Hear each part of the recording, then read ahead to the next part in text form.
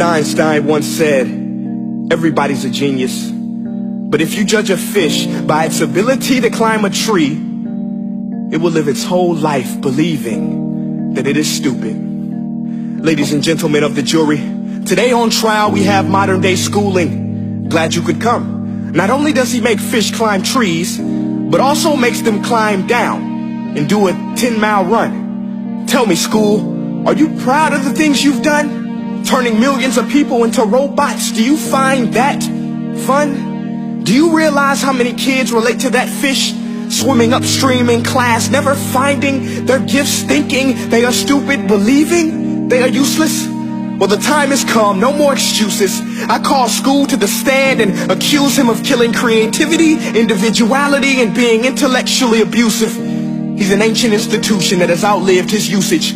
So, Your Honor, this concludes my opening statement, and if I may present the evidence of my case, I will prove it. Proceed. Exhibit A. Here's a modern day phone. Recognize it? Here's a phone from 150 years ago. Big difference, right? Stay with me. Here's a car from today, and here's a car from 150 years ago. Big difference, right? Well, get this. Here's a classroom of today, and here's a class we used 150 years ago. Now ain't that a shame? In literally more than a century, nothing has changed. Yet you claim to prepare students for the future? But with evidence like that, I must ask, do you prepare students for the future or the past? I did a background check on you and let the record show that you were made to train people to work in factories, which explains why you put students in straight rows, nice and neat, tell them sit still, raise your hand if you want to speak, give them a short break to eat, and for 8 hours a day tell them what to think. Oh, and make them compete to get an A letter which determines product quality, hence grade A of meat.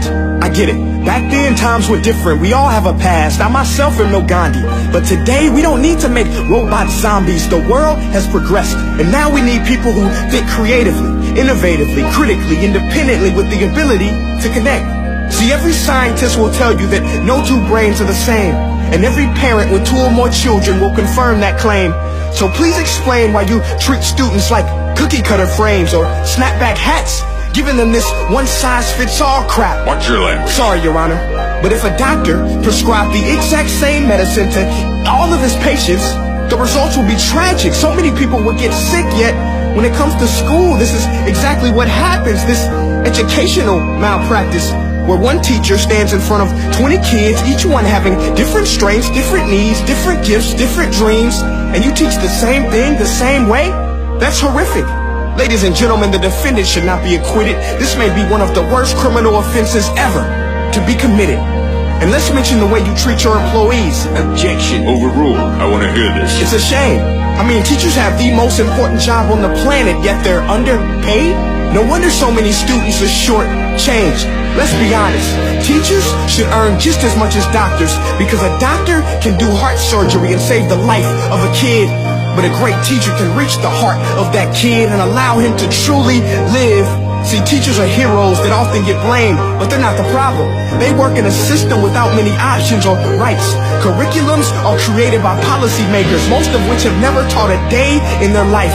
Just obsessed with standardized tests. They think bubbling in a multiple choice question will determine success. That's outlandish.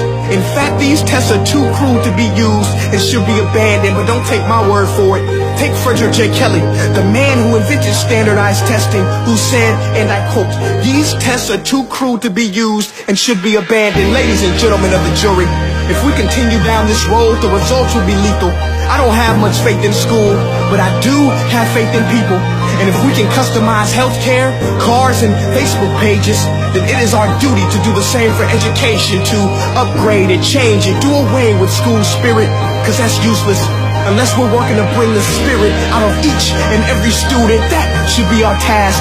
No more Common Core. Instead, let's reach the core of every heart in every class. Sure, math is important, but no more than art or dance. Let's give every gift an equal chance. I know this sounds like a dream, but countries like Finland are doing impressive things. They have shorter school days. Teachers make a decent wage. Homework is non-existent, and they focus on collaboration instead of competition. But here's the kicker, boys and girls. Their educational system outperforms every other country in the world. Other places like Singapore are succeeding rapidly. Schools like Montessori, programs like Khan Academy. There is no single solution, but let's get moving. Because while students may be 20% of our population, they are 100% of our future.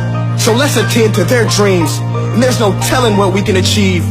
This is a world in which I believe, a world where fish are no longer forced to climb trees. I'll rest my case.